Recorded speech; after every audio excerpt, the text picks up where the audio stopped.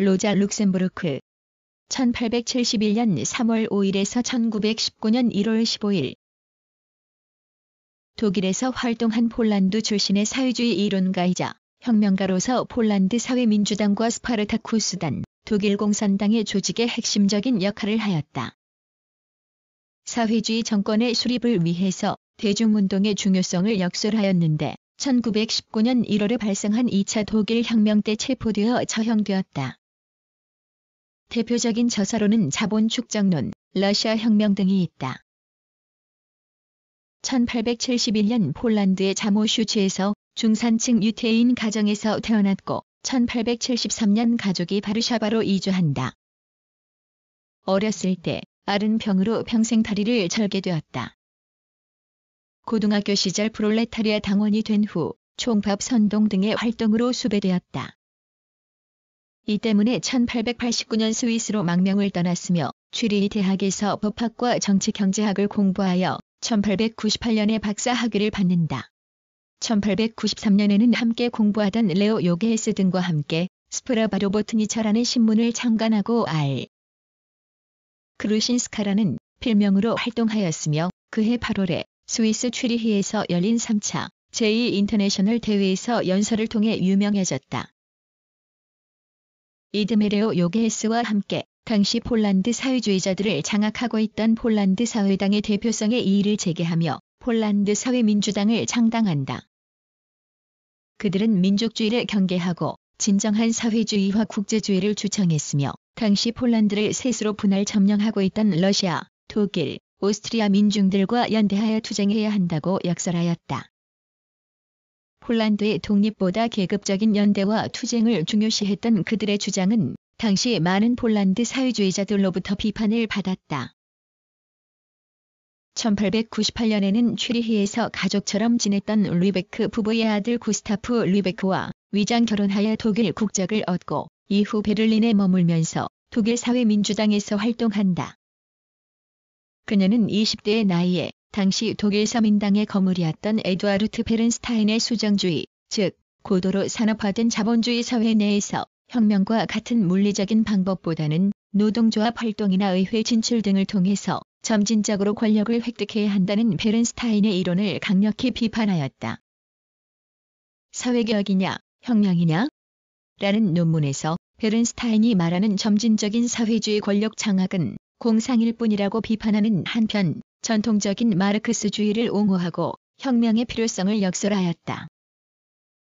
그녀는 또 직업적 혁명가에 의한 혁명의 주도와 정당 조직의 규율화를 강조한 레닌의 주장에도 비판을 가하며 엘리트 혁명이 아닌 노동자 중심의 혁명을 통해서만 승리할 수 있다고 주장하였다.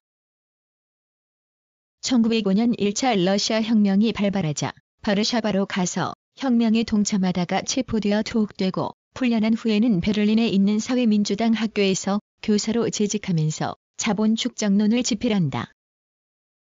그녀는 이 논문에서 제국주의란 자본주의가 세계의 다른 저개발 지역으로 확장하려는 움직임의 결과물이라고 주장하였다.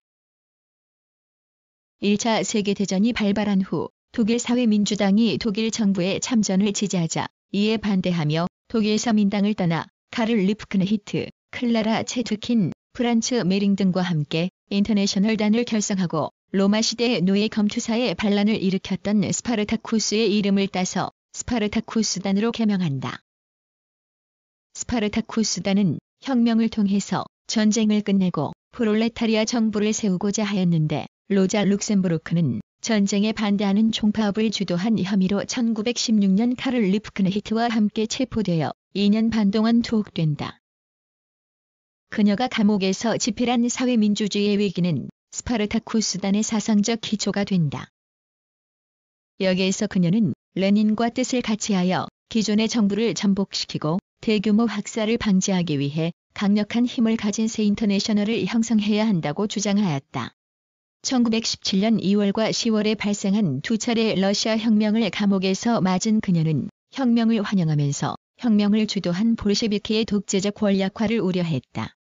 1918년에 감옥에서 집필한 러시아 혁명에서는 한편으로 혁명을 이끌었던 레닌과 트로츠키에게 경의를 표하면서도 다른 한편으로는 볼셰비키의 중앙집권적 독재와 민주주의에 대한 억압, 민족자결주의적인 태도 등을 비판하였으며 혁명이 관료주의화되고 부르주아적 독재로 귀착될 것에 대해 경고하였다.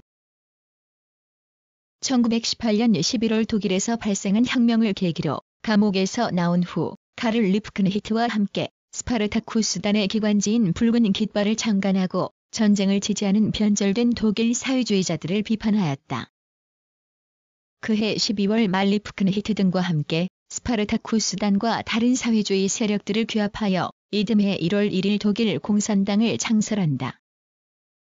며칠 후 2차 독일 혁명이 일어났을 때 많은 혁명 세력과 좌파 사회주의자들이 당시 군부와 결탁한 독일 사민당의 우파 세력에 의해 살해되는데 로자 룩셈부르크와 카를 리프크네히트도 이 시기에 체포되어 감옥으로 이송 도중 호송병들에 의해 살해되었다. 열흘 후에 카를 리프크네히트의 장례식이 있었지만 로자 룩셈부르크의 시신은 살해된 후 베를린의 운하에 버려졌고 4개월이 지난 그해 5월이 되어서야 수면 위로 떠올랐다. 그들이 동료들과 함께 묻힌 프리드리히 히스펠대 공원 묘지에는 그들의 순수한 열정과 이상을 기리는 사람들의 발길이 이어지고 있으며 매년 1월 많은 사회주의자 및 공산주의자들이 모여서 그들을 추모하고 있다.